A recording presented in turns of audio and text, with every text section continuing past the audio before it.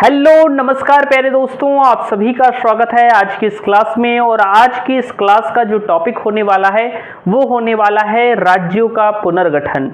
राज्यों का पुनर्गठन कैसे हुआ, भारत में कितनी देशी रियासतें थी और जो हमारा ये संपूर्ण भारत आज का भारत है वो किस तरीके से बना, इन सभी प्रोसेस को हम समझने वाले हैं। हालांकि ये जो टॉपिक है थोड़ा इतिहास से संबंधित है, लेकिन हमें जानना जरूरी है। इसे जानकर आप भारतीय संविधान के भाग 1 को भी अच्छे तरीके से समझ पाएंगे और कुछ प्रश्न आगे बनते हैं तो उन्हें हम अच्छे तरीके से समझ भी पाएंगे। तो इसलिए हमें यह पढ़ना जरूरी है भारत में राज्यों का पुनर्गठन कैसे हुआ, इसके जो कमेटी बनी, ये सारी चीजें हम आज जानने वाले हैं। तो चलिए शुरुआत करते हैं। आज इंडियन पॉलिटी की क्लास नंबर 4 है और उम्मीद है कि आप अंत तक इस क्लास से जुड़े रहेंगे। तो चलिए शुरुआत करते हैं। इस बेहतर सी क्लास की टॉपिक होने वाला है हमारा राज्यों का पुनर्गठन। हम बात करें अपने देश की तो हमारे देश का नाम भारत है, आप सभी को पता होगा। आप भी अपनी नोट्स निकाल लीजिए और उसमें लिखना चालू कर दीजिए। अब हम बात करने वाले हैं भारत की। भारत की अगर मैं बात करूं तो आपको पता है कि हमारा जो भारत है, भारत देश है, ये 15 अगस्त 1947 को आज़ाद हुआ था। और अगर मैं बात करूं तो इस पर किसका शासन हुआ करता था, तो भैया ये अंग्रेजों से आज़ाद हुआ था। जो ब्रिटिश ईस्ट इंडिया कंपनी थी वो भारत में व्यापार करने के लिए आए थे, लेकिन वह यहाँ पर शासन करने लगी और फिर ब्रिटेन ने भारत को अपना उपनिवेश भी बना लिया। यानी कि जो कंपनी थी वो उसने इसे उपनिवेश बना लिया और ब्रिटेन ने भी भारत को क्या बना लिया, अपना उपनिवेश बना लिया। तो ये सारी चीजें हुई और भारत पर कई वर्षों तक ये क्या करते रहे, जुल्म करते रहे और अंततः हमें आजादी इनसे कब मिली, तो 15 अगस्त 1947 को आजादी मिल गई। आजादी मिली तो उसके बाद क्या था कि हमारा जो देश था वो कई टुकड़ों में बटा हुआ था। तो वही चीज आज हम पढ़ने वाले हैं। उससे पहले हम जान लें कि जो हमारे देश के टुकड़े होने की शुरुआत है वो कहां से हुई थी। यानी कि पहले आप जानते हैं कि भारत जो था वो अखंड भारत हुआ करता था, यानी कि उसी में अफगानिस्तान भी आता था, पाकिस्तान भी आता था, म्यांमार भी आता था, ये सारे देश इसी में आते थे, बांग्लादेश भी आता था। तो ये सारी चीजें यहीं पर थी। लेकिन कैसे भारत इतने टुकड़ों में बट गया, इन सबको आज हम जानने वाले हैं। तो चलिए शुरुआत करते हैं। अगर मैं बात करूं कि भारत का पहला टुकड़ा कौन सा था, यानी कि भारत से सबसे पहला अलग होने वाला क्षेत्र कौन सा था, उसके बारे में अगर हम बात करें तो आप कहेंगे कि भारत से, भैया जो भारत है हमारा, भारत से 1893 में पहला टुकड़ा इसका होता है। भारत से 1893 में अफगानिस्तान अलग होता है। कौन सा देश अलग होता है भैया, तो आप कहेंगे अफगानिस्तान जो क्षेत्र है वो अलग हो जाता है। पहले आप जानते हैं कि अफगानिस्तान भारत में ही हुआ करता था, लेकिन 1893 में अंग्रेजों के द्वारा भारत से 1893 में आप कहेंगे 1893 में अफगानिस्तान अलग किया गया, अलग किया गया। आप कहेंगे भैया ये भारत देश का पहला टुकड़ा था जो अलग हुआ था। अंग्रेजों की यही चाल थी कि भारत को खंड खंड के टुकड़ों में बांटना है, यानी कि छोटा छोटा कर देना है। और उसी के तहत उन्होंने इसका पहला टुकड़ा कब किया था, तो 1893 में किया था। और ये आप कह सकते हैं कि भारत से उसका पहला टुकड़ा अलग हुआ था। जो कब हुआ था भैया, तो वो हुआ था 1893 में। और कौन सा क्षेत्र अलग हुआ था, तो जो अफगानिस्तान देश आज का है वो पहले भारत में ही हुआ करता था और अफगानिस्तान अलग किया गया था 1893 में, या आप कह सकते हैं कि अलग हुआ था। अंग्रेजों के द्वारा ये किया गया था, लेकिन आप कहेंगे कि 1893 में अलग हुआ था। किसके द्वारा ये किया गया था, तो अंग्रेजों के द्वारा किया गया था। यानी कि भारत का पहला टुकड़ा 1893 में हुआ था। आपसे पूछा जाए कि भारत से अफगानिस्तान कब अलग हुआ, तो 1893 में भारत से अफगानिस्तान अलग हुआ। अच्छा, एक प्रश्न और पूछ लिया जाता है कि भारत और अफगानिस्तान के बीच में कौन सी रेखा पड़ती है, कौन सी सीमा रेखा पड़ती है। तो ये बात आप ध्यान रखिएगा कि भारत और अफगानिस्तान के मध्य आप लिखेंगे भारत तथा अफगानिस्तान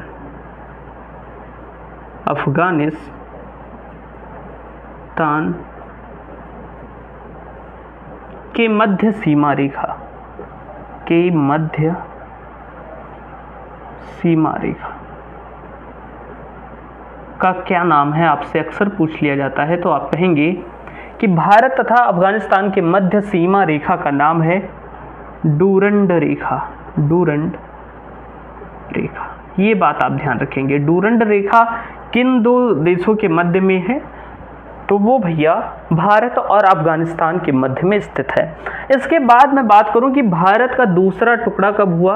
आप कहेंगे कि दूसरा टुकड़ा, आप कह सकते हैं दूसरा टुकड़ा जो हुआ वो 1935 में हुआ भैया। 1935 में क्या होता है कि भारत से अफगानिस्तान को, 1935 में भारत से म्यांमार को अलग कर दिया जाता है। यानी भारत से दूसरा टुकड़ा जो हुआ अलग, वो कौन सा था? तो वो था भैया म्यांमार, जिसे हम बर्मा भी कहते हैं। अगर मैं बात करूं तो 1935 में अंग्रेजों के द्वारा भारत से म्यांमार को अलग किया गया। भारत से म्यांमार, भारत से म्यांमार को अलग किया गया। ये बात आप ध्यान रखेंगे कि भारत से म्यांमार को कब अलग किया गया था? तो आप कहेंगे भारत से म्यांमार को 1935 में अलग किया गया था अंग्रेजों के द्वारा, क्योंकि तब भारत पर अंग्रेजों का ही शासन हुआ करता था। तो इतनी चीज़ें आपको क्लियर हो गई होंगी। और इसके बाद आप जानते ही हैं कि पाकिस्तान कब अलग हुआ भारत से? तो आप कहेंगे कि 14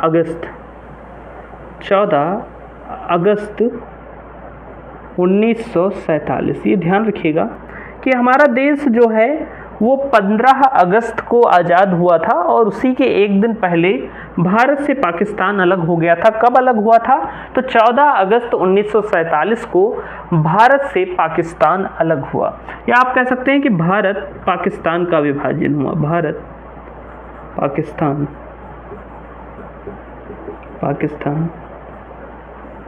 विभाजन हुआ, विभाजन हुआ। तो ये बात आपको ध्यान रखनी है कि भारत से पाकिस्तान कब अलग हुआ था भैया?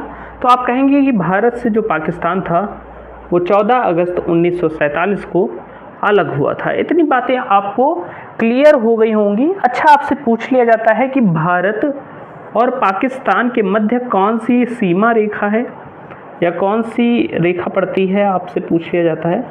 तो आप ध्यान रखेंगे red Cliff line, red Cliff line. यह रेड क्लिफ रेखा जो है वो भारत और पाकिस्तान के मध्य स्थित है। और आपसे ये परीक्षा में अक्सर पूछ लिया जाता है कि भारत पाकिस्तान के मध्य कौन सी सीमा रेखा है? तो वो है रेड क्लिफ लाइन, जिसे हम कहते हैं, या रेड क्लिफ रेखा भी कह देते हैं। तो ये चीज़ें मैंने आपको बताई कि 1893 में अफगानिस्तान भारत से अलग हुआ। यह भारत से अलग होने वाला पहला टुकड़ा था। फिर भारत तथा अफगानिस्तान के मध्य जो रेखा है वो डूरंड रेखा है। ये बात भी क्लियर हो गई, परीक्षा में बहुत बार पूछा गया है। दूसरा टुकड़ा 1935 में होता है। भारत से म्यांमार को अलग किया जाता है। म्यांमार को वर्मा भी कह दिया जाता है, कहीं कहीं वर्मा भी लिखा होता है, तो ये ध्यान रखिएगा, वर्मा। ओके। अगर मैं बात करूं कि 14 अगस्त 1947 तो भारत से पाकिस्तान का विभाजन हुआ, यानी कि भारत से पाकिस्तान अलग हुआ, और इनके दोनों के मध्य जो रेखा थी वो कही जाती है रेड क्लिफ रेखा।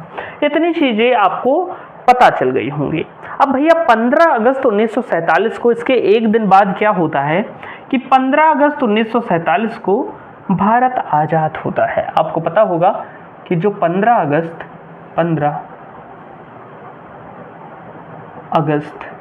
1947 डेट है, इस दिन क्या होता है? तो इस दिन हमारा भारत स्वतंत्र होता है। भारत स्वतंत्र हुआ, स्वतंत्र हुआ। भारत अब स्वतंत्र तो हो चुका था, पूरे देश में जश्न का माहौल था, लेकिन एक चिंता और आ गई थी। वो चिंता क्या थी भैया कि भारत जो था इसमें 565 देसी रियासतें थीं। देसी रियासतें क्या होती हैं कि जहां राजा महाराजा का शासन होता है, राजा जहां शासन किया करते थे। मान लीजिए कि आप किसी क्षेत्र में रह रहे हैं, तो जैसे मैं अयोध्या के पास में हूं तो अयोध्या का राजा कोई और है, लखनऊ का राजा कोई और है। तो ऐसे ही भारत में 565 देसी रियासतें थीं। यहाँ पर खुशी का तो माहौल था, लेकिन साथ में एक टेंशन आ गई थी कि भारत में उस समय जब भारत स्वतंत्र हुआ तो भारत में 565 देसी रियासतें थी। 565 देसी रियासतें थी। भारत तो 15 अगस्त 1947 को आज़ाद हो गया, लेकिन भारत में 565 लगभग 565 देसी रियासतें थी। और इसमें क्या दिक्कत थी कि इसमें इन सभी देसी रियासतों को भारत में हर कोशिश कर मिलाना ही था, नहीं तो भारत के कई टुकड़े हो सकते थे, क्योंकि 565 समझ लीजिए कि 565 राजा रहे होंगे पूरे भारत में, छोटे छोटे टुकड़ों में भारत एकदम विभाजित था। तो ये जो देसी रियासतें थी इन्हें जल्दी से कर क्या करना था कि भारत में शामिल करना था, तो ये टेंशन भी आ गई थी। और इसके बारे में अभी हम जानने वाले हैं कि कैसे सब चीजें हुई कि भारत में इन देसी रियासतों को किस तरीके से मिलाया गया। आपको मैंने बैकग्राउंड में इतनी चीजें बता दी हैं, इसे नोट करिए, फिर हम बात करते हैं आगे की चीजों के बारे में। नोट करिए, फटाक से इरेज करते हैं इसे और हम बात करते हैं आगे की चीज़ों के बारे में। उम्मीद है आपको मेरी क्लासेस अच्छे तरीके से समझ में आ रही होंगी। इसके जो हैंड रिटन नोट्स हैं, नीचे टेलीग्राम चैनल की लिंक है, उसे आप ज्वाइन कर लीजिए, वहाँ पर मैं नोट्स डाल दिया करूँगा। मान लीजिए कि जो ये राज्यों का पुनर्गठन है, इस पर लगभग 2 क्लासेस चलेंगी, एक राज्यों का पुनर्गठन और दूसरा भाषाई आधार पर राज्यों का गठन। जो एक ही टॉपिक है उसी में 2 वीडियो हम पढ़ाने वाले हैं इसमें। तो आज आधा जान लेंगे थोड़ा सा, और थोड़ा सा कल जान लेंगे। उसके बाद जब एक क्लास कंप्लीट होगी तो उसके सारे हैंड रिटन नोट्स टेलीग्राम पर डाल दिए जाएंगे। नीचे टेलीग्राम चैनल की लिंक है, या टेलीग्राम पर जाकर आप study with Milind he search करेंगे तो वहाँ पर भी आपको मेरे नोट्स मिल जाया करेंगे। ओके, इतनी चीज़ें आपको क्लियर हो गई होंगी। अगर मैं बात करूँ तो मैंने आपको बताया कि जब भारत स्वतंत्र हुआ, आप लिख लीजिए, जब भारत स्वतंत्र हुआ, जब भारत स्वतंत्र हुआ, जब भारत स्वतंत्र हुआ तो यहाँ पर, या आप कह सकते हैं तो भारत में 565 देसी रियासतें थी, 565 देसी रियासतें थी, रियासतें थी। ये बात तो मैंने आपको बता दी कि जब भारत आज़ाद हुआ था तो भारत में कुल 565 देसी रियासतें थी।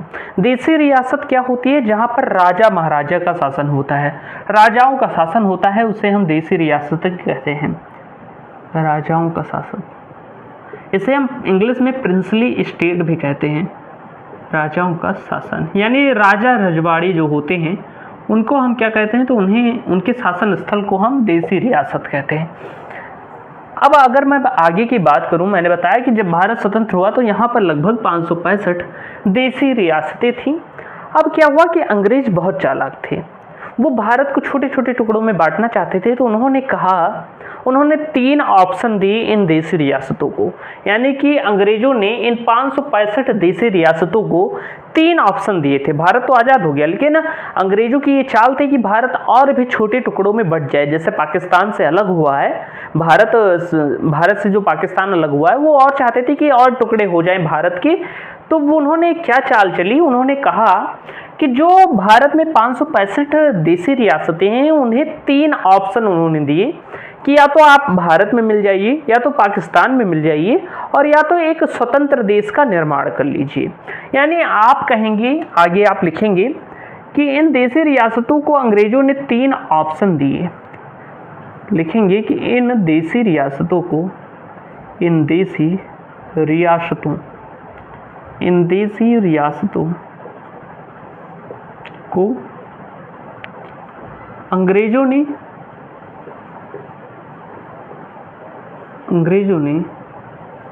इन देसी रियासतों को अंग्रेजों ने 3 ऑप्शन दिए, 3 ऑप्शन दिए, या आप कह सकते हैं कि 3 विकल्प दिए। वो कौन कौन से ऑप्शन थे या विकल्प थे? पहला तो था कि या तो वह भारत में मिल जाएं, या तो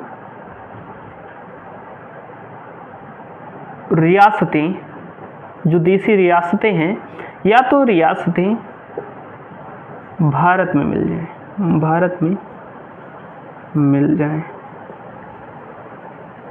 यानी कि जब भारत हमारा आज़ाद हुआ तो इसमें 565 देसी रियासतें थीं, और इन 565 देसी रियासतों को अंग्रेजों ने 3 विकल्प दिए थे कि या तो तुम क्या करो, जैसे राजा जो हैं वो या तो भारत में मिल जाएं, अगर उनका इच्छा है तो वो भारत में मिल जाएं, या फिर पाकिस्तान में मिल जाएं। दूसरा ऑप्शन क्या दे दिया उन्होंने, तो उन्होंने दिया या तो पाकिस्तान में मिल जाएं, पाकिस्तान में मिल जाए या तो पाकिस्तान में मिल जाएं। यानी कि जो देसी रियासतें हैं उनका मन कहे तो वो भारत में मिल जाएं या फिर पाकिस्तान में मिल जाएं, जैसे उनकी मर्जी हो। और तीसरा ऑप्शन उन्होंने दिया अंग्रेजों ने कि या फिर स्वतंत्र देश का निर्माण करें, या फिर स्वतंत्र देश का निर्माण करें, स्वतंत्र देश का निर्माण करें, निर्माण करें। कहने का मतलब क्या है कि जैसे जब भारत देश आज़ाद हुआ तो ये लोग पहुँचे कि अब हमारा क्या होगा, यानी जो राजा महाराजा थे उनके लिए अंग्रेजों ने एक चाल चल दी कि भैया या तो तुम भारत में मिल जाओ, तुम्हारी इच्छा है, या तुम्हें पाकिस्तान अच्छा लगता हो तो पाकिस्तान में मिल जाओ, या फिर क्या करो कि तुम खुद ही एक स्वतंत्र देश का निर्माण कर लो। अच्छा, अब भारत में जश्न चल रहा था एकदम आज़ादी का, सभी लोग खुश थे चारों तरफ, क्योंकि इतने सालों का संघर्ष सफल हो गया था। लेकिन फिर हमारे नेताओं को, जो शिक्षित वर्ग था, उनको पता चला कि अंग्रेजों ने इतनी बड़ी चाल चल दी, तो एकदम धरती हिल जाना जिसे हम कहते हैं, वैसे धरती हिल गई थी। ये एक बहुत बड़ी समस्या थी, क्योंकि अंग्रेजों ने ऐसी चाल चली कि 565 देशी रियासतों को उन्होंने 3 ऑप्शन दे दिए कि उनकी मर्जी वो भारत में शामिल हो, उनकी मर्जी है तो वो पाकिस्तान में शामिल हो जाएं, या फिर स्वयं एक स्वतंत्र देश का निर्माण कर लें। मान लीजिए कि अगर कोई देशी रियासत भारत में शामिल नहीं होना चाहती, पाकिस्तान में शामिल हो गई, तो भारत का खंड नहीं हो जाएगा, तो ये भी दिक्कत है।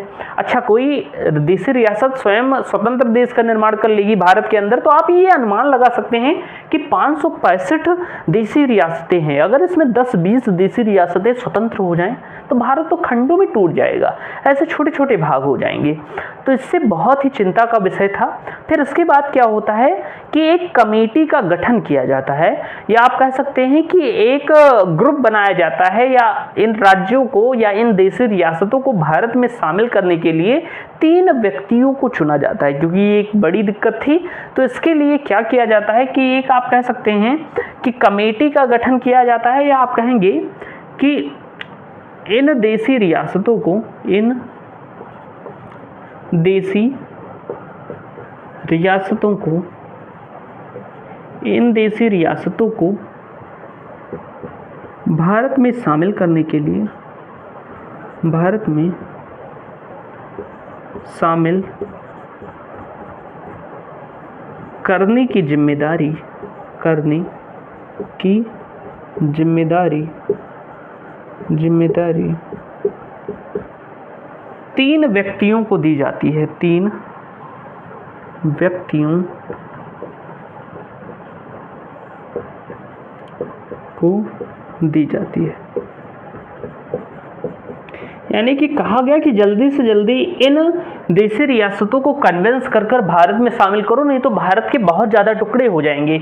इसलिए इन देशी रियासतों को भारत में शामिल करने के लिए या करने की जिम्मेदारी 3 व्यक्तियों को दी जाती है। वो 3 व्यक्ति कौन कौन से होते हैं भैया? तो पहले व्यक्ति का नाम है, जो सबसे ज़्यादा फेमस है, लौह पुरुष सरदार वल्लभ भाई पटेल। सबसे बुद्धिमान और कूटनीतिज्ञ व्यक्ति थे, और सबसे ज़्यादा जो प्रमुख थे इसमें यही थे, और इन्होंने सबसे ज़्यादा देशी रियासतों को भारत में शामिल किया, और भारत को, संपूर्ण भारत जो वर्तमान का भारत है, उसका निर्माण किया, आप कह सकते हैं। तो भैया जो मुख्य किरदार था वो कौन था? तो वो थे भैया सरदार वल्लभ भाई पटेल, सरदार वल्लभ भाई पटेल। 3 व्यक्तियों का समूह बना था। दूसरा आप कहेंगे वीपी मेनन, वीपी मेनन, और तीसरा अगर मैं बात करूं तो लॉर्ड माउंटबेटन, या आप कह सकते हैं माउंटबेटन, डायरेक्ट ही कहिए, लॉर्ड ना लगाइए, माउंटबेटन, माउंटबेटन।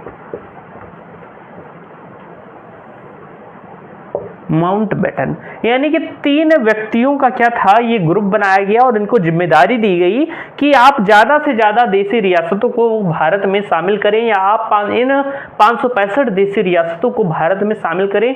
उनमें सरदार वल्लभ भाई पटेल, बीपी मेनन और माउंटबेटन थे। ये बात आपको पता हो गई होगी। मुख्य किरदार इसमें सरदार वल्लभ भाई पटेल जी का रहा। बीपी मेनन साहब भी बहुत बुद्धिमान थे। अगर मैं बात करूँ माउंटबेटन की, तो ये भैया आप जानते होंगे अंतिम ब्रिटिश गवर्नर थे। अंतिम ब्रिटिश गवर्नर, भारत के अंतिम ब्रिटिश गवर्नर जनरल थे। गवर्नर जनरल आप कह सकते हैं। तो ये बात ध्यान रखिएगा कि भारत के अंतिम ब्रिटिश गवर्नर थे या गवर्नर जनरल थे, आप लिख सकते हैं।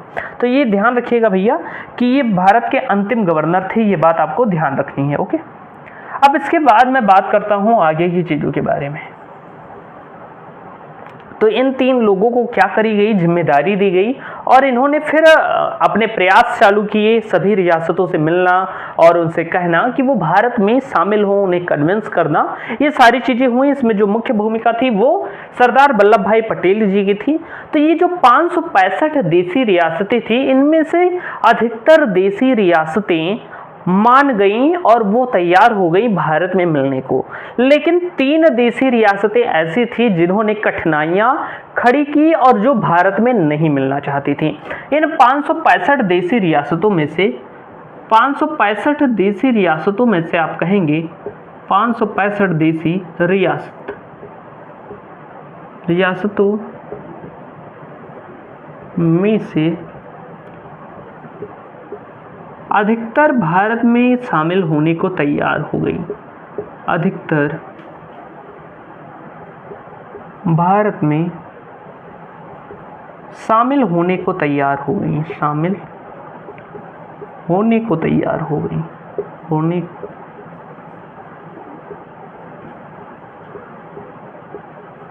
तैयार हो गई।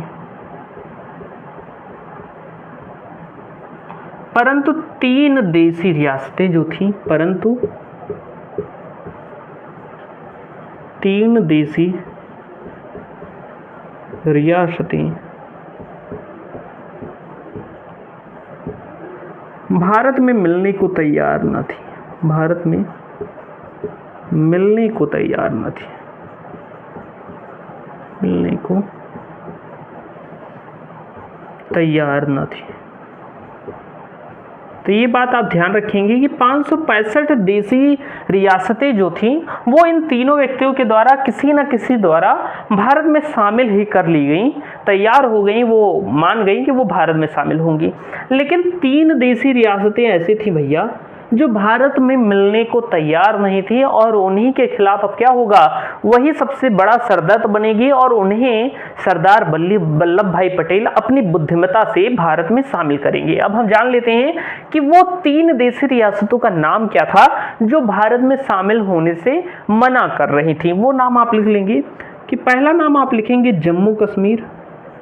जम्मू कश्मीर। दूसरा नाम आप लिखेंगे जूनागढ़ और तीसरा आप लिखेंगे हैदराबाद। हैदराबाद। तो भैया ये 3 देसी रियासतें थीं जो भारत में मिलने से मना कर रही थीं।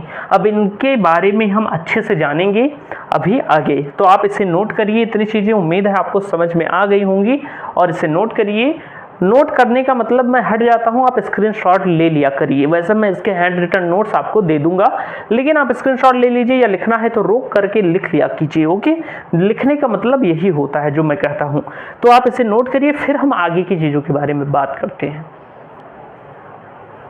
चलिए बात करते हैं आगे की चीज़ों के बारे में। इन तीनों देसी रियासतों के बारे में जानते हैं कि कैसे ये भारत में शामिल हुई थी। फटाफट आपने नोट कर लिया होगा, मैं इसे रेज करता हूँ और फिर मैं बात करता हूँ आगे की चीज़ों के बारे में। उम्मीद है मेरी क्लासेस से आपको कुछ ना कुछ लाभ जरूर हो रहा होगा और जो मैं नोट्स प्रोवाइड कर रहा हूँ उससे भी आपको कुछ ना कुछ लाभ हो रहा होगा। और भैया अगर ये क्लासेस आपको समझ में आ रही हों तो एक प्यारा सा कमेंट ज़रूर मेरे नाम पर छोड़िएगा और बताइएगा कि कैसी लग रही हैं आपको ये क्लासेस और क्या मैं और इम्प्रूव कर सकता हूँ आपके लिए, और भी आपको कौन कौन से सब्जेक्ट में कठिनाइयाँ आती हैं आप उसे भी मुझसे समझ सकते हैं। मैं एकदम सभी लोगों का, जितने लोगों का कमेंट आता है सबका रिप्लाई देता हूँ। आपका कोई डाउट है, आप कुछ और चाहते हैं कि मैं आपके लिए कुछ और कर सकूँ, या कोई और क्लासेस आप चाहते हैं तो आप उसके बारे में भी बता दीजिए। एकदम डाउन टू अर्थ मैन हूँ और सबका रिप्लाई देता हूँ। आप कमेंट ज़रूर कीजिए, मैं सबका रिप्लाई दूंगा। और इससे मोटिवेशन मिलता है जब कोई कहता है कि सर ये प्रोवाइड कर दीजिए या कुछ ऐसा इम्प्रूव करिए, या कोई कहता है कि सर अच्छा पढ़ाते हैं, नोट्स अच्छी है, क्लासेस चलती रहनी चाहिए ऐसे ही। तो इससे और मोटिवेशन आता है कि अगर एक भी स्टूडेंट मेरी क्लास का इंतज़ार कर रहा है, अगर एक भी स्टूडेंट मेरी क्लास का इंतज़ार कर रहा है तो मैं हर प्रयास करूंगा उसके लिए क्लास बनाने का। तो ये बात आप ध्यान रखिएगा कि अगर आप इंतज़ार कर रहे हैं, चाहे स्टूडेंट की संख्या एक ही क्यों ना हो, और यही मेरा मोटिवेशन भी है। इतने दिनों से मैं पढ़ा रहा हूँ, सालों से पढ़ा रहा हूँ, आज तक कोई ऐसी सफलता नहीं मिली, लेकिन अगर एक भी स्टूडेंट मेरी क्लास की तारीफ कर देता है या मेरी क्लास का इंतजार करता है तो मैं उसके लिए ज़रूर वीडियो बनाता हूँ, ज़रूर बनाता हूँ। तो अगर जब तक मेरे वीडियो पर एक भी व्यू आ रहे हैं मैं क्लासेस लाता रहूँगा और लाता रहूँगा। तो थोड़ा मोटिवेशन मिल जाता है जब आप थोड़ा सा कमेंट कर देते हैं, लाइक कर देते हैं। ओके, तो ये कर दिया कीजिए, और बाकी सब ये सब बातें चलती रहेंगी। अब हम बात करते हैं कि वो 3 देसी रियासतें जो थी, जम्मू कश्मीर, जूनागढ़ और हैदराबाद, उनमें क्या दिक्कत थी, वो क्यों भारत में नहीं मिलना चाहती थी, इनके बारे में अब हम बात करने वाले हैं। तो पहला आप लिख लीजिए कि जम्मू कश्मीर का भारत में विलय। पहली हेडिंग हम डालेंगे जम्मू कश्मीर। पहले हम जानेंगे वो देसी रियासत जो पहली वाली मैंने लिखाई थी, जम्मू कश्मीर। इसमें आप ऐसा भी लिख सकते हैं कि जम्मू कश्मीर का भारत में विलय, भारत में विलय। इन तीनों देशी रियासतों में मुख्य रूप से विलय करने में या भारत में मिलाने में जो मुख्य भूमिका निभाई वो किसने मिलाई थी भैया, या निभाई थी, तो हम कहेंगे सरदार वल्लभ भाई पटेल। मेन कैरेक्टर कौन था जिसने इन तीनों देशी रियासतों को भारत में मिलाया था अपनी कूटनीतिक शक्ति के कारण, तो वो थे भैया सरदार वल्लभ भाई पटेल। तो अगर मैं बात करूं इंडिया मैप की, मैं वैसे ज़्यादा अच्छा बना नहीं पाता हूं, लेकिन मैं आपको कोशिश करूंगा कि आप समझ जाएं। ओके, थोड़ा अच्छे से बनाता हूं इंडिया का मैप। इंडिया की मैप की अगर मैं बात करूं, इंडिया की मैप की अगर मैं बात करता हूं यहाँ पर, तो ये हो गया इंडिया का मैप हमारा। ज़्यादा अच्छे से नहीं बनाऊंगा, ऐसे ही बोर्ड पर थोड़ा अच्छे से बन भी नहीं पाता, कॉपी में मैं अच्छे से बना लेता हूँ। अगर मैं बात करूँ इंडिया के मैप का, तो ये बन रहा है इंडिया का मैप। ज़्यादा सटीक नहीं है, बस आप समझ जाइएगा, मुझे समझाने से मतलब है। वैसे जब क्लास रिकॉर्ड हो रही हो तो डायरेक्ट बन भी नहीं पाता है मैप उससे।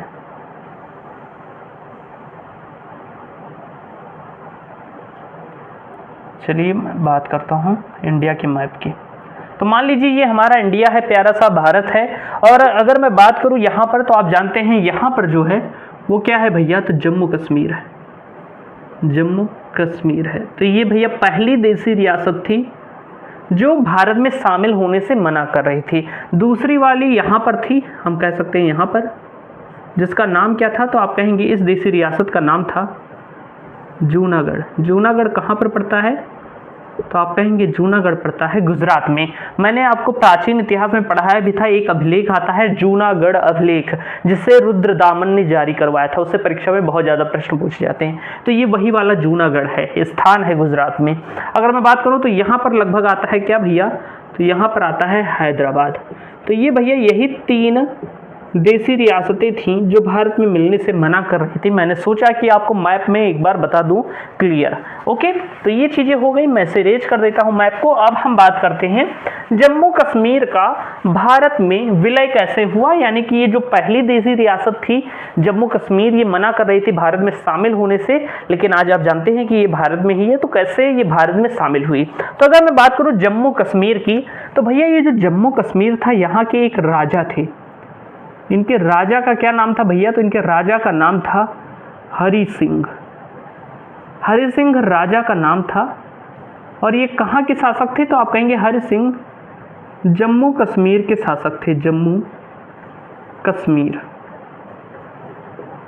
कश्मीर के क्या थे भैया, तो जम्मू कश्मीर के ये शासक थे जिनका नाम था हरि सिंह। इनकी क्या दिक्कत थी कि ये ना तो भारत में शामिल होना चाहते थे और ना ही ये पाकिस्तान में शामिल होना चाहते थे। इनकी दिक्कत क्या थी कि जो राजा हरि सिंह थे ये ना तो भारत में शामिल होना चाहते थे, ना तो भारत में शामिल होना चाहते थे, भारत में शामिल होना चाहते थे, शामिल होना चाहते थे, होना चाहते थे, चाहते थे। और ना ही भैया आप कहेंगे ना ही पाकिस्तान में शामिल होना चाहते थे, पाकिस्तान में शामिल होना चाहते थे, शामिल होना चाहते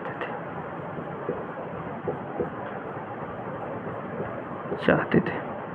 कहने का मतलब जो जम्मू कश्मीर था और जम्मू कश्मीर के जो शासक थे राजा हरि सिंह, ये भैया ना तो भारत में शामिल होना चाहते थे, इन्हें ना ही भारत में शामिल होना था और ना ही ये पाकिस्तान में शामिल होने की कोई मंशा रखते थे। तो इनकी मंशा क्या थी, इनका मंशा था कि ये जम्मू कश्मीर को एक स्वतंत्र राष्ट्र बनाएंगे, ये जम्मू कश्मीर को एक स्वतंत्र राष्ट्र बनाएंगे। तो आप कहेंगे कि इनकी इच्छा क्या थी, आखिर ये क्या चाहते थे, तो ये चाहते थे यह जम्मू कश्मीर को, यह जम्मू कश्मीर को भैया अच्छी राइटिंग में लिखना है क्योंकि लास्ट में मेरी राइटिंग खराब हो जाती है। ये मैंने अपने आप से एक चैलेंज लिया है कि अच्छी राइटिंग में ही लिखना है। तो यह जम्मू कश्मीर को स्वतंत्र राष्ट्र बनाना चाहते थे, स्वतंत्र राष्ट्र बनाना चाहते थे, राष्ट्र बनाना चाहते थे, बनाना चाहते थे। अब भैया सरदार वल्लभ भाई पटेल, जवाहरलाल नेहरू ये सभी गए बात करने हरि सिंह से कि भैया आप भारत में शामिल हो जाएं, कन्विंस करना शुरू किया कि भारत में शामिल हो जाए। लेकिन हरि सिंह एकदम अपने एटीट्यूड में थे, एकदम घमंड इनके ऊपर चढ़ा हुआ था और कह रहे थे नहीं, मैं तो अपने क्षेत्र को बनाऊंगा एक नया देश, स्वतंत्र राष्ट्र बनाऊंगा, ऐसी चीजें ये कर रहे थे। लेकिन तभी क्या होता है कि पाकिस्तान एक मूर्खता करता है, एक हड़बड़ाहट करता है आप कह सकते हैं। वह भी चाहता था क्योंकि वो भी दिमाग लगाए हुए था कि ये जो जम्मू कश्मीर है ये पाकिस्तान में शामिल हो जाए और भारत चाह रहा था क्योंकि भारत में शामिल हो जाए। अब इसी में क्या होगा कि पाकिस्तान जम्मू कश्मीर में घुसपैठ कर देगा, आतंकवादियों के द्वारा क्या कर देगा, घुसपैठ कर देगा। और इससे क्या होगा कि पहले तो हरि सिंह मना कर रहे थे भारत में शामिल होने के लिए, लेकिन जब पाकिस्तान ने जम्मू कश्मीर पर घुसपैठ कर दिया, आतंकवादियों से हमला करा दिया, तो ये डर गए भैया, एकदम डर गए और भागते हुए दौड़ते हुए आए जवाहरलाल नेहरू जी के पास और उनसे कहा कि मदद कर दो भैया, मदद कर दो मेरे देश की। और यहीं पर थे भैया सरदार वल्लभ भाई पटेल और उन्होंने खेली यहाँ पर अपनी कूटनीति। और कूटनीति से उन्होंने कहा कि मैं आपकी मदद तो कर दूंगा, लेकिन पहले आपको ये निर्णय करना होगा कि आप भारत में शामिल होंगे। अगर आप भारत में शामिल होना चाहते हैं तो मैं पाकिस्तान को खदेड़ कर बाहर भगा दूंगा, यानी कि आपकी मदद करूंगा जो ये घुसपैठ हुआ है इसे रोकने में। और हरि सिंह वहीं पर मतलब मान जाते हैं और भारत में शामिल होने के लिए राजी हो जाते हैं। ये कहानी थी। यानी कि क्या होता है कि ये तो भारत ये स्वतंत्र राष्ट्र बनाने की कोशिश में थे और स्वतंत्र राष्ट्र बनाना चाहते थे जम्मू कश्मीर को। लेकिन तभी क्या होता है कि तभी आप कहेंगे तभी पाकिस्तान क्या करता है कि पाकिस्तान एक मूर्खतापूर्ण कार्य करता है। पाकिस्तान ने जम्मू कश्मीर पर अचानक घुसपैठ कर दिया। आप लिखते हुए चलेंगे जम्मू कश्मीर पर अचानक घुसपैठ कर दिया, अचानक आतंकी घुसपैठ कर दिया, आतंकी घुसपैठ कर दिया या आतंकवादियों का घुसपैठ कर दिया। और जिससे क्या हुआ कि ये डर गए भैया, जो हरि सिंह थे, जिससे राजा हरि सिंह डर गए, राजा हरि सिंह डर गए। और डर कर इन्होंने क्या किया कि राजा हरि सिंह ने मदद की गुहार लगाई। मदद की गुहार किससे लगाई? तो मदद की गुहार लगाई भैया, क्योंकि जानते ही थे कि सबसे अच्छे प्रधानमंत्री कौन है, या मित्र में उस समय कौन था, तो भारत ही था जो सबसे अच्छा देश था। तो इन्होंने पंडित जवाहरलाल नेहरू जी से, जवाहरलाल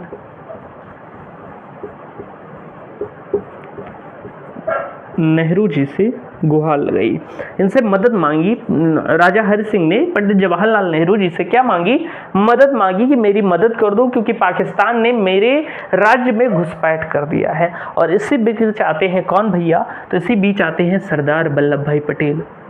सरदार वल्लभ भाई पटेल वही मौजूद थे, और सरदार वल्लभ भाई पटेल जी बहुत ही बुद्धिमान व्यक्ति थे, इन्हें ऐसे ही लौह पुरुष नहीं कहा जाता।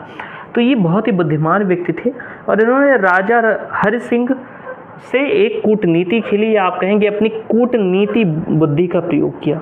कूटनीति के द्वारा क्या किया कि कूटनीति के द्वारा कहा कि अगर आप भारत में शामिल होंगे तो हम आपकी मदद कर देंगे पाकिस्तान के विरुद्ध में, नहीं तो भैया जाओ, पाकिस्तान ने हमला किया है, किसी तरह संभालो या तो भाग जाओ देश छोड़ के।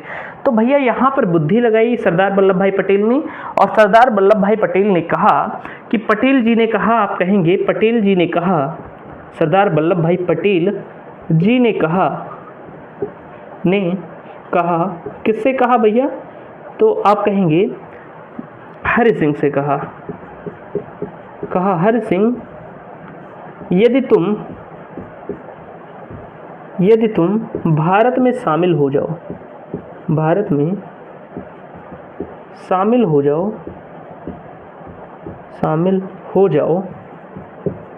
जाओ तो हम तुम्हारी मदद कर देंगे, तो हम मदद कर देंगे।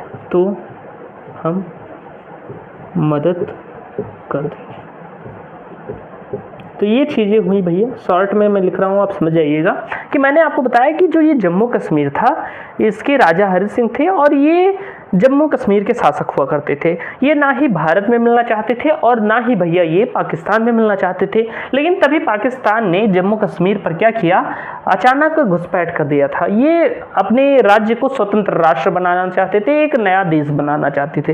लेकिन पाकिस्तान ने जब जम्मू कश्मीर पर आतंकी यानी कि आतंकवादियों का घुसपैठ करा दिया तो ये भयभीत हो गए, और इन्होंने पंडित जवाहरलाल नेहरू जी से मदद मांगी। वहीं पर सरदार वल्लभ भाई पटेल जी उपस्थित थे। उन्होंने कूटनीति के द्वारा क्या किया कि पटेल जी ने कहा कि हरि सिंह, यदि तुम भारत में मिल जाते हो, अगर अपने राज्य को भारत में शामिल करना दोगे तो मैं तुम्हारी मदद कर दूंगा पाकिस्तान के विरुद्ध। और इसके बाद क्या होता है कि राजा हरि सिंह मान जाते हैं, क्योंकि उनके पास एक ही चारा था, या तो वो पाकिस्तान वाले उन पर घुसपैठ कर एकदम ज़्यादा उनके प्रजा में या राज्य में अत्याचार मचाते और उन्हें पाकिस्तान में मिला लेते, या फिर एक ऑप्शन बचा था कि वो भारत में मिल जाते और अपने राज्य को सुरक्षित कर लेते। तो इससे उन्होंने मान लिया, उन्होंने भारत में शामिल होने के लिए क्या किया, मान लिया। और जब मान लिया भैया तो क्या होता है कि आप देखेंगे 26 अक्टूबर मैं ऊपर लिख देता हूँ कि 26 अक्टूबर 1947 को हरि सिंह ने विलय पत्र पर हरि सिंह ने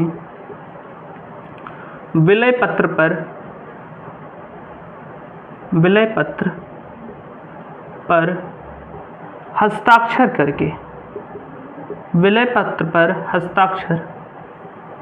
करके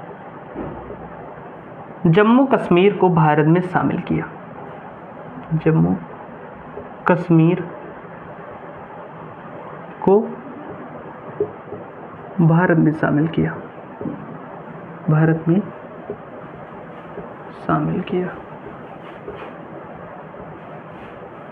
तो ये बात आपको क्लियर हो गई होगी भैया कि जो ये हरि सिंह थे, इन्होंने किस तरह भारत में जम्मू कश्मीर को शामिल किया। ये बात आपको समझ में आ गई होगी पूरी तरीके से, मैंने अच्छे से लिखकर आपको बता दिया है। ये तैयार हो गए थे, ये भारत में शामिल होने के लिए मान गए थे, तैयार हो गए थे। और इसके बाद 26 अक्टूबर 1947 को जम्मू कश्मीर को भारत में शामिल कर लिया गया। ये चीज़ें आपको पता चल गई होंगी, इसे नोट करिए। फिर बात करते हैं आगे की चीज़ों के बारे में। चलिए बात करते हैं हम आगे की चीज़ों के बारे में। मैं इसे रेज करता हूं, और अब हम बात करते हैं दूसरे प्रांत की जो भारत में शामिल नहीं होना चाहता था, या आप कहेंगे कि दूसरे देसी रियासत की जो भारत में शामिल नहीं होना चाहता था। देख रहे हो कि 1947 में ही जैसे ही पाकिस्तान भारत से अलग हुआ तभी से ही वहाँ आतंकवादी होने लगे थे, क्योंकि वहाँ पर वही विचारधारा के लोग जाने लगे थे। पाकिस्तान में जो विचारधारा आज उसकी है वो उस समय भी बन चुकी थी, क्योंकि वो शुरुआत से ही यही मांग कर रहे थे कि अलग देश होना चाहिए, और उन्हें अलग देश मिल गया। और वो वही विचारधारा के लोग थे जो घुसपैठ करना जानते थे, आतंक मचाना जानते थे। इसलिए शुरुआत से ही उनका नेचर ऐसा ही था कि वो दूसरे राज्यों में क्या करते थे, घुसपैठ ही करते थे। और आज अभी आप देखते होंगे कि जम्मू कश्मीर को लेकर पाकिस्तान का विवाद भारत से होता रहता है। पीओके को आप देख लेंगे जो वहीं पर स्थित है। तो ये सारी चीजें, जो पाकिस्तान का नेचर है वो शुरुआत से ही वैसे ही था। यानी कि तब भी वहां पर आतंकवादी क्या थे, उत्पन्न हो गए थे, जो कि अभी ज्यादा दिन बीता भी नहीं था आजाद हुए हुए। 1-2 महीने में ही वहां आतंकवादी वाले जो सोच वाले लोग थे वो वहां पर उत्पन्न हो गए थे, उनकी विचारधारा ही वैसी थी। अब हम बात करते हैं जूनागढ़ की। जम्मू कश्मीर के बारे में हमने जान लिया, अब हम बात करेंगे जूनागढ़। अब हम जानेंगे कि जूनागढ़ का भारत में विलय कैसे हुआ। जूनागढ़ जो दूसरी रियासत थी जूनागढ़, तो आप कहेंगे जूनागढ़ का भारत में विलय। जूनागढ़ का भारत में विलय कैसे हुआ, हम इसे जानने वाले हैं। तो अगर मैं बात करूं, अब ये थोड़ा थोड़ा है, अभी हम जान लेंगे तुरंत से। जूनागढ़ की अगर मैं बात करूं तो यह भैया पाकिस्तान में मिलना चाहता था। जो जूनागढ़ था, आप कहेंगे ये जो जूनागढ़ है, ये इसकी मंशा क्या थी कि जैसे अंग्रेजों ने 3 ऑप्शन दिए थे, या तो भारत में शामिल हो, या तो पाकिस्तान में शामिल हो जाओ। जो देसी रियासतें हैं, मैंने बताया आपको कि जैसे कोई देसी रियासत है, ये मान लीजिए देसी रियासत, तो अंग्रेजों ने इन्हें 3 ऑप्शन दिए थे। अगर कोई देसी रियासत है तो पहला ऑप्शन तो ये था भैया कि वो भारत में शामिल हो जाए। दूसरा ऑप्शन क्या था भैया कि वो पाकिस्तान में शामिल हो जाए, पाक लिख देता हूँ। और तीसरा क्या था, या तो स्वतंत्र देश बना ले, या आप कह सकते हैं नया देश बना ले, स्वतंत्र देश या नया देश बना ले। तो देसी रियासतों के पास यही 3 ऑप्शन थे जो अंग्रेजों के द्वारा दिए गए थे। अंग्रेज बहुत चालाक थे, वो भारत को कई टुकड़ों में बांटना चाहते थे। तो कुछ लोग भारत में शामिल हुए, कुछ लोगों की मंशा थी पाकिस्तान में, और कुछ जैसे जम्मू कश्मीर वाला नया देश बनाना चाहता था, लेकिन फिर भारत में शामिल किया गया सरदार वल्लभ भाई पटेल की कूटनीति के कारण। ऐसे ही जो जूनागढ़ वाला था, ये पाकिस्तान में शामिल होना चाहता था। अगर मैं बात करूँ तो ये पाकिस्तान में शामिल होना चाहते थे। पाकिस्तान में शामिल होना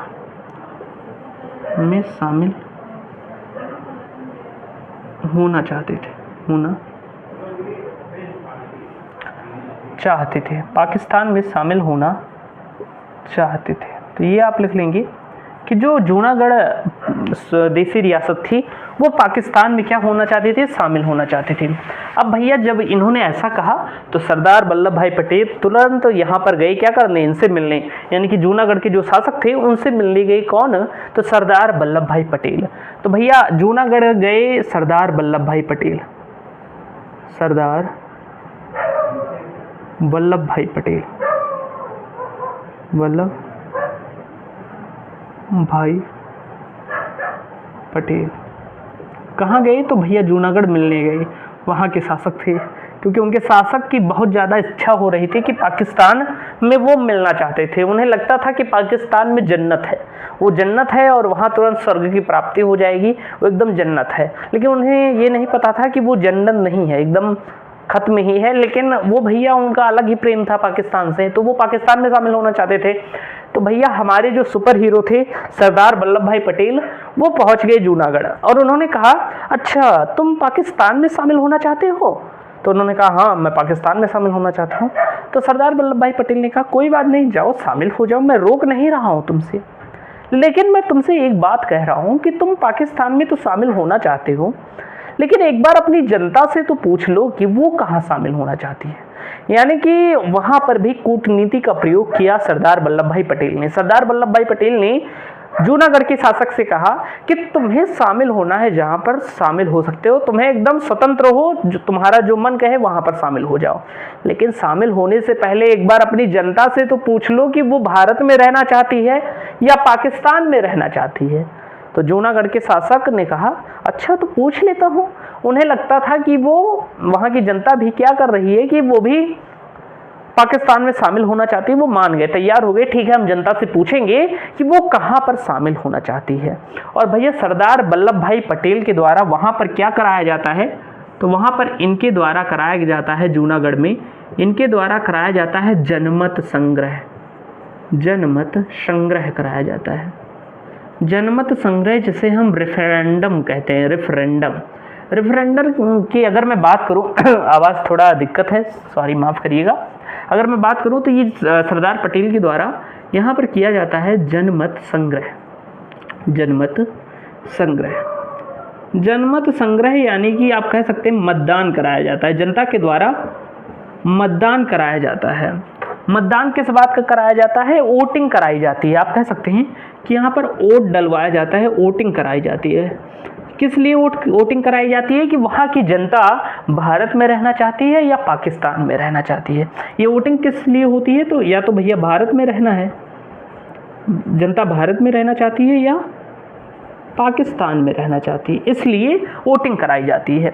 अब भैया जब इस चुनाव का ये जो मतदान हुआ, जब जनता से पूछा गया कि आप कहाँ पर रहना चाहते हैं, आप भारत में रहना चाहते हैं या पाकिस्तान में, तो जनता का जो बहुमत था या आप कह सकते हैं जो जनता थी वो अधिकतर जनता भारत में ही रहना चाहती थी, पाकिस्तान जाने के लिए कोई तैयार नहीं था। तो ये जनमत संग्रह कराया गया।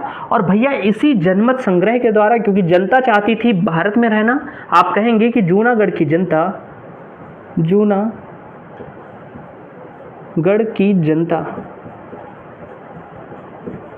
ने भारत को समर्थन दिया। भारत को समर्थन दिया। और जब भैया इसका रिजल्ट आया तो उसमें भारत को सबसे ज़्यादा वोट मिले थे या सबसे ज़्यादा जनता भारत में रहना चाहती थी, तो निर्णय लिया गया। और इसके बाद आप देखेंगे कि जनमत संग्रह की मदद से या आप कहेंगे कि जनमत संग्रह के द्वारा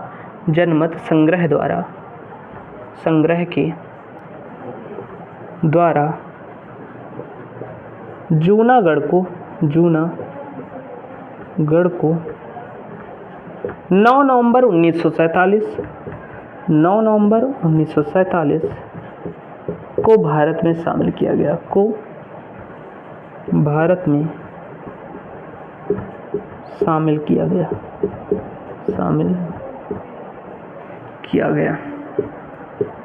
तो ये बात आप ध्यान रखेंगे प्यारे साथी, मैंने क्या बताया कि जूनागढ़ पाकिस्तान में शामिल होना चाहता था। एक बात समझ लेंगे, तो जब शामिल होना चाहता था तो सरदार वल्लभ भाई पटेल वहाँ पर पहुँचे और उन्होंने वहाँ के शासक से कहा कि आप चाहे जहाँ शामिल हो जाओ, मैं रोक नहीं रहा हूँ, लेकिन एक बार अपनी जनता से तो पूछ लो कि आपकी जनता कहाँ पर शामिल होना चाहती है। और इसके लिए वहाँ पर जनमत संग्रह कराया गया। जनमत संग्रह में भारत को ज़्यादा समर्थन प्राप्त हुआ, यानी कि जो जनता थी वो भारत में ही रहना चाहती थी। इसलिए क्या हुआ कि जूनागढ़ की जनता ने जनमत संग्रह के द्वारा जूनागढ़ को क्या किया गया कि जूनागढ़ की जनता ने भारत को समर्थन दिया था। इसके बाद क्या होता है कि जनमत संग्रह के द्वारा जूनागढ़ को 9 नवंबर 1947 को भारत में क्या कर लिया जाता है, तो शामिल कर लिया जाता है। इतनी चीजें आपको समझ में आ गई होंगी। तो इसके द्वारा जूनागढ़ को क्या किया गया, भारत में शामिल किया गया। और इसका डिसीजन किसने लिया था, तो भैया जनता ने लिया था। और यहाँ पर भी सरदार वल्लभ भाई पटेल ने अपनी बुद्धिमत्ता के द्वारा क्या किया कि जूनागढ़ को भी भारत में शामिल कर लिया गया। और उनकी बुद्धिमत्ता इतना ज़्यादा थी कि उन्होंने भारत का एक भी खंड नहीं होने दिया। जो ये 565 देशी रियासतें थीं पूरी की पूरी भारत में ही शामिल हो गई। इतने ज़्यादा बुद्धिमान थे सरदार वल्लभ भाई पटेल। अब हम बात करते हैं तीसरी देशी रियासत की, जिसका नाम है हैदराबाद। आप लिख सकते हैं हैदराबाद का भारत में विलय। हैदराबाद, मैं हैदराबाद ही हेडिंग डाल देता हूं, आप लिख लीजिएगा हैदराबाद का भारत में विलय। हैदराबाद की अगर मैं बात करूं तो यहाँ का शासक कौन हुआ करता था भैया, तो हैदराबाद के शासक हुआ करते थे जिनका नाम था निजाम, क्योंकि वहाँ के शासकों को हम क्या कहते हैं, निजाम कहते हैं।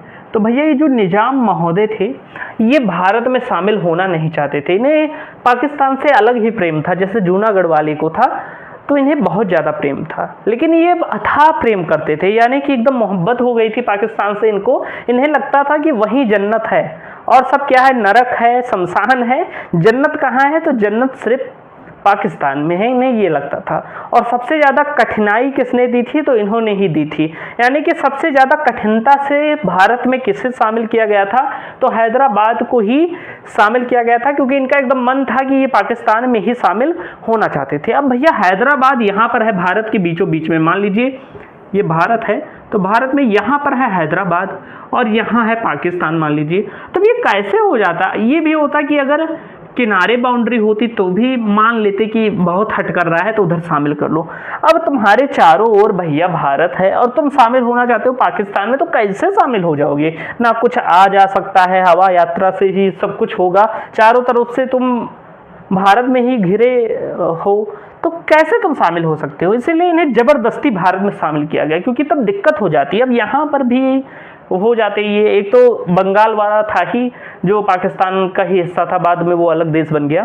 तो ऐसे ही यहाँ पर भी सरदार वल्लभ भाई पटेल नहीं करना चाहते थे। तो भैया हैदराबाद यहाँ, पाकिस्तान यहाँ, तो कैसे सीमा भी नहीं जुड़ रही है कि दे दिया जाए। तो इसलिए सरदार वल्लभ भाई पटेल ने कहा कि साम दाम दंड भेद, कोई भी नीति अपनानी पड़े लेकिन हैदराबाद को भारत में ही शामिल करना है। तो ये भैया बहुत ज़्यादा हट किए थे, एकदम नंगाए हुए थे कि नहीं नहीं हमें पाकिस्तान में ही जाना है, वहाँ पर जन्नत है, वहीं पर सारी चीज़ें हैं, वहीं मुझे सारी चीज़ें मिलेंगी, जन्नत है वहाँ पर। तो ये एकदम क्या किए थे, हठी बालक बने हुए थे। जैसे बच्चा होता है ना कि टॉफ़ी के लिए एकदम नहीं मुझे वहीं जाना है, मुझे वही टॉफ़ी चाहिए, वही टॉफ़ी चाहिए, वैसे ही निज़ाम भैया एकदम कहे हुए थे हमें पाकिस्तान में ही जाना है, जन्नत वहीं है। सरदार वल्लभ भाई पटेल ने कहा अच्छा तुम्हें पाकिस्तान में जाना है, रुको तुम्हें ले जाते हैं पाकिस्तान में। फिर क्या होता है कि ये एकदम मान ही नहीं रहे थे और इनकी इच्छा क्या थी कि ये पाकिस्तान में शामिल होना चाहते थे। आप लिख लीजिएगा, पाकिस्तान में शामिल होना चाहते थे, पाकिस्तान में शामिल होना चाहते थे, शामिल होना चाहते थे, होना चाहते थे। तो सरदार वल्लभ भाई पटेल ने कहा कि तुम्हें पाकिस्तान में शामिल होना है ना। तो जवाहरलाल नेहरू और सरदार वल्लभ भाई पटेल ने मिलकर क्या किया कि हैदराबाद में पुलिस की वेशभूषा में सेना को भेज दिया। जो ये हैदराबाद था, यहाँ पर जो ये निजाम थे ये एक किले में रहते थे, इनका एक दुर्ग हुआ करता था, किला जिसे हम कहते हैं या आप कह सकते हैं दुर्ग। तो इस दुर्ग में क्या किया गया, इस दुर्ग में पुलिस की वेशभूषा में, इस दुर्ग में पुलिस की वेशभूषा में, पुलिस की वेशभूषा में, वेशभूषा में या पुलिस के कपड़ों में, जो पुलिस की ड्रेस होती है, तो पुलिस की वेशभूषा में सेना को भेज दिया गया या आप कह सकते हैं आर्मी को भेज दिया गया। पुलिस की वेशभूषा में आर्मी को भेज दिया गया, को भेज दिया गया, दिया गया। जैसे फिल्मों में होता है ना, सेम उसी तरीके से, यानी कि आर्मी को वहाँ पर भेजा गया, लेकिन सारे आर्मी को क्या किया गया, पुलिस की ड्रेस पहना दी गई, पुलिस की वेशभूषा में आर्मी को किले में भेज दिया गया। अच्छा, इनको लगा कि पुलिस है, लेकिन वो थी सेना। और वहाँ पर भैया वो कुटाई हुई, यानी कि अटैक कर कर एकदम अच्छे से एक ऑपरेशन चलाया गया। इस ऑपरेशन को हम क्या कहते हैं, तो इस ऑपरेशन को हम ऑपरेशन पोलो कहते हैं। ऑपरेशन पोलो, ऑपरेशन क्या कहते हैं भैया, तो आप कहेंगे इसे हम ऑपरेशन पोलो कहते हैं। ऑपरेशन पोलो के द्वारा क्या होता है कि इनके किले में निजाम जो थे हैदराबाद के, इनके किले में पुलिस की वेशभूषा में आर्मी को भेजा जाता है और भैया वहाँ पर कुटाई करी जाती है, इन्हें चारों तरफ से घेर लिया जाता है और फिर इन्हें मजबूर कर कर क्या किया जाता है, भारत में शामिल किया जाता है। क्यों? क्योंकि भैया हैदराबाद एकदम बीचों बीच में आप कह सकते हैं भारत में था, एकदम नीचे की तरफ, और उधर पाकिस्तान तो कैसे हो सकता था, कोई सीमा भी साझा नहीं हो रही है, ये तो दिक्कत देता फ्यूचर में। इसलिए किसी तरीके से साम दाम दंड भेद की किसी भी नीति के द्वारा हैदराबाद को भारत में ही क्या करना था, शामिल करना था। और भैया यही ऑपरेशन पोलो की मदद से, आप कहेंगे ये क्या था भैया, तो आप लिख लेंगे ऑपरेशन पोलो, अच्छे से लिख देता हूं, ऑपरेशन पोलो। और इसी ऑपरेशन पोलो की मदद से क्या होता है, ऑपरेशन पोलो की मदद से 17 सितंबर 1948 काफ़ी दिनों बाद ये माना था किसी तरीके से, अंतिम में यही नीति अपनाई गई, यानी कि वहाँ पर सेना को भेजा गया और फिर इन्हें भारत में शामिल किया गया। आप देखेंगे कि और जो जूनागढ़ वाली है वो 9 नवंबर 1947 को ही शामिल हो गई थी भारत में, लेकिन ये वाला जो था देसी रियासत हैदराबाद वाली बहुत हठी थे और बहुत दिन बाद माने थे, लगभग सालों लग गए थे, मतलब 6-7 महीने 8 महीने लग गए थे शामिल करने में ही, 10 महीने। तो आप देखेंगे कि 17 सितंबर एट लास्ट 17 सितंबर 1948 को हैदराबाद को भारत में शामिल किया गया। हैदराबाद को भारत में शामिल किया गया, शामिल किया गया। तो ये बात आप ध्यान रखिएगा। आपसे परीक्षा में पूछा जा सकता है कि ऑपरेशन पोलो के द्वारा किस प्रांत को या किस देशी रियासत को भारत में मिलाया गया था, तो वो थी भैया हैदराबाद, और यहाँ के शासक हुआ करते थे निजाम। जो वहाँ के शासक को क्या हम कहते हैं, तो निजाम कहते हैं। ये बात भी आपको ध्यान रखनी है। तो इतनी चीज़ें आपको क्लियर होंगी। अच्छा, यहाँ पर एक खास बात क्या थी कि यहाँ की जनता, जो हैदराबाद था वहाँ की जनता जो थी वो हिंदू थी, जनता तो हिंदू थी लेकिन जो शासक था वो मुस्लिम था, शासक मुस्लिम था। हैदराबाद में ये था कि जनता हिंदू थी लेकिन शासक कौन था, तो आप कहेंगे शासक मुस्लिम था। तो ये बात भी ध्यान रखिएगा।